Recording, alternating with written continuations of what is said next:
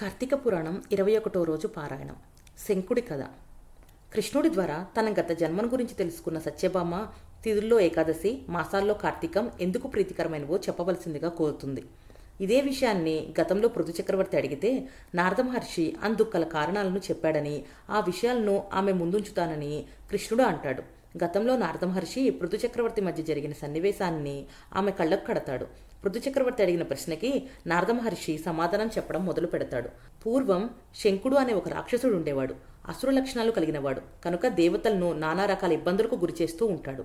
దేవలోకాన్ని ఆక్రమించుకొని అక్కడి నుంచి దేవతలందరినీ తరిమివేస్తాడు. దాంతో వాళ్ళంతా కూడా వాడి కంటికి కనిపించకుండా మేరు పర్వత గుహల్లో తలదాచుకుంటారు. వాళ్ల కోసం శంకుడు గాలిస్తూనే ఉంటాడు. దేవతలను నమ్మకూడదు. వేదాల ద్వారా వాళ్ళు మళ్లీ శక్తివంతులై తనపై దాడి చేసే అవకాశం లేకపోలేదని అనుకుంటాడు. అందువలన వేదాలనేవి లేకుండా చేయాలని నిర్ణయించుకుంటాడు. అయితే దేవతలు, వేదాలు ఆ అసురుడి కంట పడకుండా అవి నీటిని అవిశేషించి ఉండేలా చేస్తారు. శంకుడికి అనుమానం వస్తుంది. నీటి యందు వేదాలను దాచి ఉంటారనే ఉద్దేశంతో సముద్రంలోకి దిగేసి వెతకడం మొదలు పెడతాడు. ఎంతగా వెతికినా అవి కనిపించకపోవడంతో నిరాశ చెందుతాడు. వాళ్ళు తప్పనిసరిగా నీటి యందే దాచి ఉంచి ఉంటారు. అవి దొరకకుండా తాను బయటికి వెళ్ళకూడదని సముద్ర గర్భంలో వెతుకులాట సాగిస్తూ ఉంటాడు.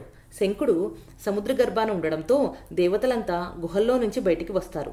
బ్రహ్మదేవుడు వెంటరాగా అంతా కలిసి వైకుంఠానికి వెళ్తారు. ఆ సమయంలో స్వామి యోగనిద్రలో ఉంటాడు.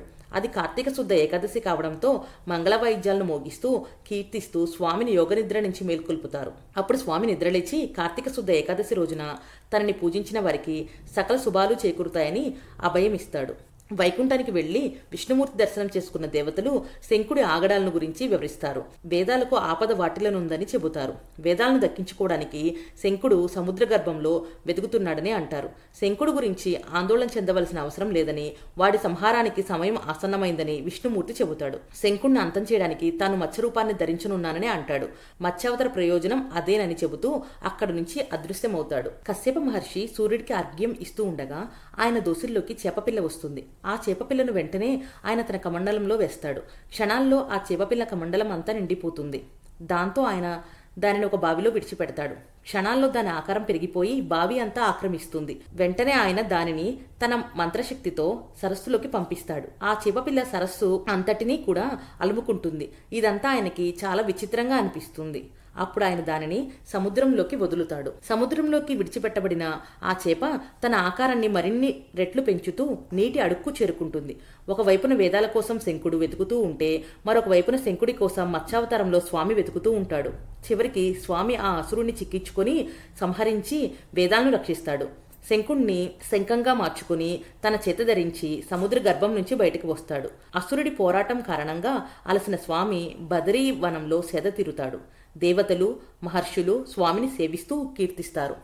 తను అడుగుపెట్టిన కారణంగా బద్రికవన ప్రదేశం మహాపుణ్యస్థలిగా మారుతుందని, భవిష్యత్తులో ఇది గంగా, కాళింది సంగమ స్థానం అవుతుందని అంటాడు. అక్కడ చేసే జప తాపాలు వెంటనే ఫలితాన్ని ఇస్తాయని వారికి స్వామి చెబుతాడు. బదరీ క్షేత్ర దర్శనం వలన సమస్త పాపాలు, దోషాలు నశిస్తాయని అంటారు. ఇతర క్షేత్రాల్లో ఏళ్ల తరబడి చేసే పూజలు, సేవలు, తపస్సులు బదరిలో ఒక్కరోజు చేసినా అదే ఫలితం చేకూరుతుందని చెబుతాడు. బదరిలో చేసే పితృకార్యాల వలన వాళ్ల పితృలు విష్ణులోకం చేరుకుంటారని చెప్పేసి విష్ణుమూర్తి తిరిగి వైకుంఠానికి చేరుకుంటాడు. బదరీ దర్శనం వలన ఎంత పుణ్యం కలుగుతుందో కార్తీకంలో ఈ కథను వినడం వలన అంతటి ఫలితమే కలుగుతుందని పృథు చక్రవర్తితో నారదుడు చెబుతాడు.